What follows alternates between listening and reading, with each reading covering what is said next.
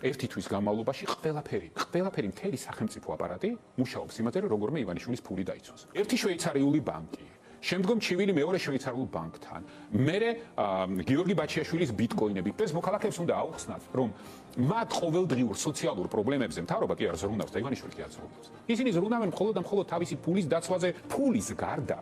არაფერზე ბოლო თვე-ნახევარი, 2 თვე არჩევნების შემდგომ ეს კაცი არ საუბრობს. ადამიანი, რომელიც წლების განმავლობაში გვარწმუნებდა და მეც მჯეროდა ამის, რომ მას საქართველოში ბიზნესი არ აქვს, რომ საერთოდ ბიზნეს უკვე აღარ აკეთებს, რომ უფრო მეტიც მთელი თავისი ქონების 90% საქველმოქმედო ფონდს გადასცა თურმე ბიტკოინებსაც აკეთებდა.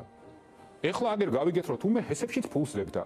და კიდე ბევრ რამეს აკეთებდა და საბოლოო ჯამში ეს კორუფციული მანქანა, რომელიც შეიქმნა პირველ რიგში შეიქმნა იმისთვის, რომ ის გამდიდრებული იყო და Forbes-ის მონაცემებში დღეს რო შეხედოთ ადამიანი, რომელიც იძახის, რომ ამდენი მილიარდი მომპარეს, ბიტკოინები მომპარეს, ბიზნეს არ ვაკეთებ, არაფერს არ ვაკეთებ, მისი ქონება ყოველწლიურად იზრდება და იმ ხელა ციფრს მიაღწია, რომელიც არასოდეს არ ყოფილა. ამბობს წლების განმავლობაში, რომ ქველმოქმედია და ამაში ამ პროპაგანდაში დიდი ფული ჩადო, საბოლოო ჯამში გამოდის, რომ ქველმოქმედი კი არა, ჩვეულებრივი ინვესტორი იყო. მიუხედავად იმისა, რომ არის რაღაცები, რაც კარგიც გაკეთებულა, მაგრამ ეს ყველაფერი გადაიხაზა უკვე.